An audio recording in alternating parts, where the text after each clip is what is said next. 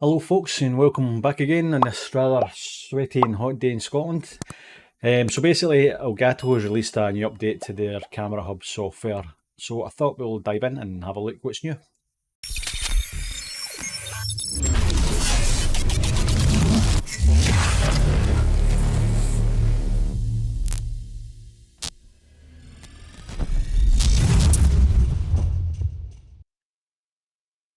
So the main feature about the new update for the Elgato Cam software is the inclusion of Nvidia Broadcast. Now, if you don't know about Nvidia Broadcast, it's software that the guys over at Nvidia put together.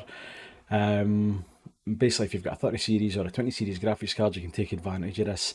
What it does is that it does some of the video effects like blurry backgrounds or background replacements or background removal even. I've actually done a video on this before, how to install it and how you can use it, and I'll leave a link for that up in one of the corners, whatever one. If you can get a chance, you can have a look at that and see how it all works. But yeah, basically this is now added into the Elgato software. It's not just the video side of it, they've also got the audio side of it as well, but I don't use any Elgato software, I don't use any Elgato audio. And to be honest, I actually use everything through Nvidia Broadcast itself, but it's good that they've now given you the option of including it in the Elgato software. It means you can change settings on the fly.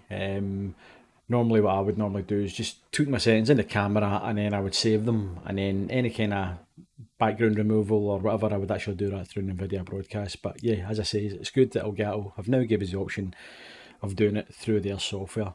So we'll jump right into the app and I'll show you everything you need to do to get it up and running. So as once you open the Elgato Cam software, you'll be greeted with a little pop-up window saying that there's a new update for the software. As usual, just go ahead, click the link and it'll download automatically and update it for you.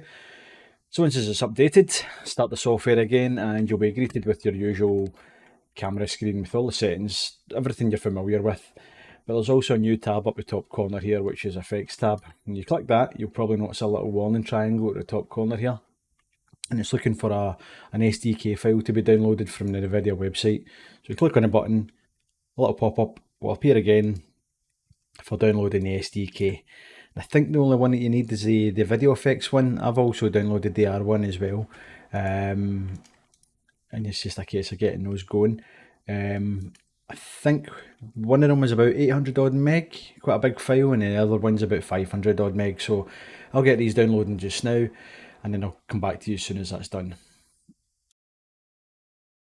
So once the file's downloaded, should just be a case of opening a file and letting it install.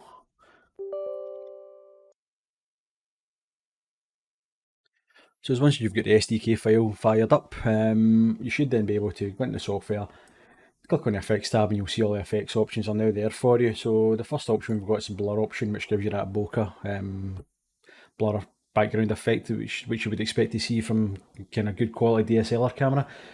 And there's also a slider bar here, which you can control. It's currently set at 0%. You can take it all the way up to 100%, which is just total overkill. That just doesn't look realistic at all. So personally myself, I'd probably leave that down to 0%. It's quite a nice level. I'd say that kind of looks like what you would expect to get from a good camera. And then there's also background replacement, so it gives you a few added in backgrounds from Elgato itself. Kind of office environment ones as well, which is good for Zoom calls and so on. A couple of fun colourful ones as well. And of course you can download your own one as well. What I was kind of wondering is if it would give you the option for the total background removal, which the Nvidia Broadcast software itself does. This doesn't do it, but what you can do is download a green background and then use a chroma key thing inbuilt to OBS itself to remove the background. What else you can also do with this is Nvidia Broadcast has the option, the audio side of it, for background noise removal and noise effects and so on, but the only downside of that is you would then have to download the Elgato software for controlling the audio devices. You might have an Elgato mic anyway, so that will help. But for me, I do everything through Nvidia Broadcast, control the effects and the background noise so on with this mic through Nvidia Broadcast and the camera stuff and everything. So it's one kind of small down point about it, but I dare say that this will come in handy for others. Another thing as well, just remembered I needed to show you is basically I would normally tweak the settings for the camera and then save them to the camera themselves. The effects you can't do that with. You've got to have the Camera Hub software basically up and running. And if you actually bring this into OBS or whatever kind of streaming software you're using, you will see, rather than choosing the Elgato Facecam or Nvidia Broadcast, which I would normally choose, there's now an option for Elgato Virtual Camera, and that basically goes live when you have the actual Elgato software running. But just to give you a heads up, that's going to be needed if you want to use the settings on the fly. So that was it. That was a quick overview of the new update to the Elgato Cam software. What do you guys think? Please leave any comments down below and let me know what you think, if it's going to be something that you'll find useful. Do you think you're probably more likely to use the Nvidia Broadcast because it's all bundled in together, or do you think if you have an Elgato Facecam or Elgato mic and stuff like that, you'd probably use that software, seeing as it's all now inbuilt? Yeah, as I said, you can let me know down below.